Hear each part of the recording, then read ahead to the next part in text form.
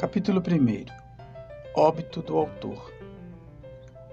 Algum tempo hesitei se deveria abrir estas memórias pelo princípio ou pelo fim, isto é, se poria em primeiro lugar o meu nascimento ou a minha morte. Suposto o uso vulgar seja começar pelo nascimento, duas considerações me levaram a adotar diferente método. A primeira é que eu não sou propriamente um autor defunto, mas um defunto autor. Para quem acampa foi outro berço. A segunda é que o escrito ficaria assim mais galante e mais novo. Moisés, que também contou a sua morte, não a pôs no introito, mas ao cabo. Diferença radical entre este livro e o Pentateuco. Dito isto, expirei às 2 horas da tarde de uma sexta-feira do mês de agosto de 1869, na minha bela chácara Catumbi. Tinha uns 64 anos, rijos e prósperos. Era solteiro, possuía cerca de 13 contos e fui acompanhado ao cemitério por 11 amigos. 11 amigos. Verdade é que não houve cartas nem anúncios. Acresce que chovia, peneirava, uma chuvinha miúda, triste e constante. Tão constante e tão triste que levou um daqueles fiéis da última hora a intercalar esta engenhosa ideia no discurso que proferiu à beira da minha cova. Vós que o conhecestes, meus senhores, vós podeis dizer comigo que a natureza parece estar chorando a perda irreparável de um dos mais belos caráteres que tem honrado a humanidade. Este ar sombrio, estas gotas do céu, aquelas nuvens escuras que cobrem o azul como um crepe funéreo, tudo isso é a dor crua e má que lhe rói a natureza, as minhas íntimas entranhas. Tudo isso é um sublime louvor ao nosso ilustre finado. Bom e fiel amigo, não me arrependo das 20 apólices que lhe deixei. E foi assim que cheguei à cláusula dos meus dias. Foi assim que me encaminhei para o Undiscovered Country de Hamlet, sem as ânsias nem as dúvidas do moço príncipe, mais pausado e trôpego como quem se retira tarde do espetáculo, tarde e aborrecido. Viram-me ir umas 9 ou 10 pessoas, entre elas 3 senhoras, minha irmã Sabina, casada com o Cotrim, a filha, um lírio do vale, e tenham paciência. Daqui a pouco lhes direi quem era a terceira senhora. Contentem-se de saber que essa anônima, ainda que não parenta, padeceu mais do que as parentes. É verdade, padeceu mais. Não digo que se crispasse, não digo que se deixasse rolar pelo chão, convulsa. Nem o meu óbito era coisa altamente dramática. Um solteirão que expira aos 64 anos não parece que reúna em si todos os elementos de uma tragédia.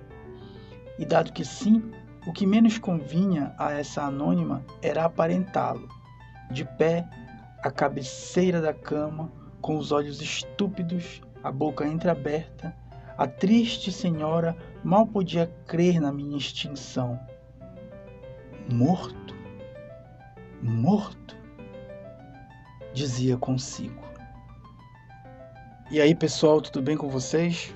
Vamos aqui começando mais uma aula e hoje vamos voltar a falar sobre Machado de Assis, especificamente um pouco sobre a obra Memórias Póstumas de Brás Cubas.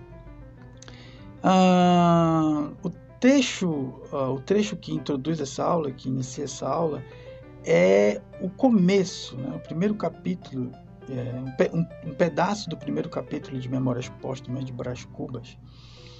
E o que a gente pode perceber nesses poucos parágrafos que eu li para vocês é o que a gente vai perceber ao longo de toda essa obra grandiosa de Machado. A profunda ironia, um pessimismo muito fundo, mas que é muito, extremamente mascarado pela ironia, porque a ironia de Machado de Assis é tão refinada e ela é tão frequente, tão constante, que ela faz com que o pessimismo se torne algo quase engraçado, e faz com que então esse pessimismo fique, de certa forma, mais leve, embora carregue aí, arraste uma carga enorme nas costas de Brás Cubas, esse solteirão que ao longo da vida não conseguiu fazer nada de relevante, esse filho de gente rica que não precisou trabalhar nem suar para conquistar o pão, esse ser que se julga, em certos momentos parece se julgar tão irrelevante, mas aí também está jogando com muita ironia. Brás Cubas é muito ardiloso na sua construção dentro do romance. E aí, uma chave importante, é preciso ler Memórias Póstumas de Brás Cubas, sabendo que ele, Brás Cubas, ele é o narrador. E que, portanto, a descrição dos personagens, das pessoas queridas, das pessoas detestadas, são feitas não por alguém fora da história, mas por ele próprio. Então vai aí nas descrições toda a sua carga de mágoa, todo o seu amor, todo o seu ressentimento. E, portanto, é preciso ter o cuidado de não deixar que Brás Cubas engane o leitor. O tempo inteiro ele está tentando fazer isso, tentando ludibriar o leitor. O leitor precisa ficar atento para não ser enganado por Brás Cubas. Ele está o tempo inteiro também jogando para cima do leitor certas situações e envolvendo o leitor nessa história. Esse é um traço marcante, importantíssimo para falar sobre as escolas, né? Machado de Assis surge ali no período glorioso do romantismo, aquele romantismo cheio de uma carga de sentimentalismo amoroso, cheio de idealismo, e então Machado de Assis vai ser o representante forte do realismo naturalismo, mas muito mais do que o realismo naturalismo. Por exemplo, essa ideia do personagem ser o narrador rompe com o realismo. Por outro lado, a análise psicológica social das pessoas, das relações sociais, essa análise é forte. O apego à realidade e olhar a natureza de maneira objetiva. Tudo isso vai ser marca e traço do realismo que vai compor a obra de Machado. Mas Machado é precursor do modernismo, porque a maneira que ele constrói, a intertextualidade, a forma de jogar com as imagens, com os personagens, a forma bagunçada do texto, a falta de linearidade. O texto é entrecortado, algumas histórias, as digressões, grandes digressões, né? O texto está contando uma história e de repente lembra de algo e vai contar tudo isso para depois voltar. De repente os capítulos são cortados por outras histórias, então é uma grande bagunça, parece algo muito desorganizado e é preciso um esforço para compreender essas partes.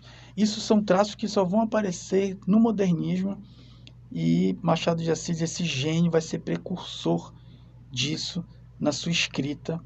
Essa forma de organizar, essa forma de fazer digressão dentro do texto, esse jogo entre pessimismo e humor, são marcas que fazem com que o texto seja um pouco, talvez, pode ser para o leitor desavisado um pouco difícil, mas vale muito a pena enfrentar essas dificuldades, vamos dizer assim, que são apenas iniciais, para poder ter ideia da grande eloquência da escrita de Machado e também para desfrutar por puro prazer as construções do personagem Brás Cubas e da sua vida completamente irrelevante, completamente sem graça, completamente sem sentido.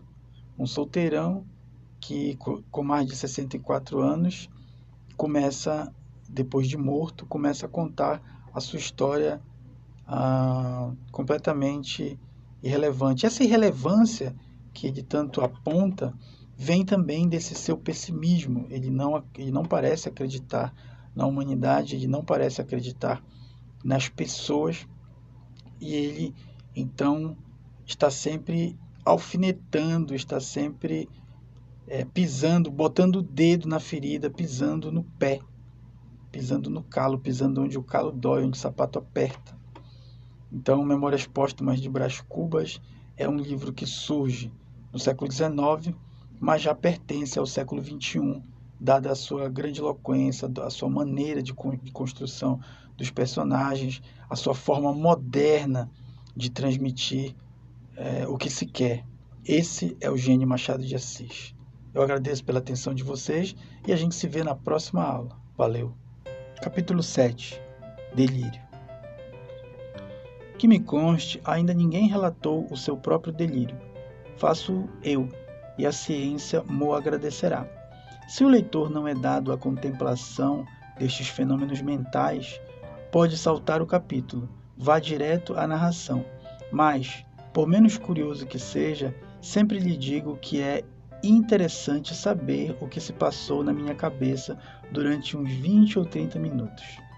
Primeiramente, tomei a figura de um barbeiro chinês, bojudo, destro, escanhoando um mandarim, que me pagava o trabalho com beliscões e confeitos, caprichos de mandarim.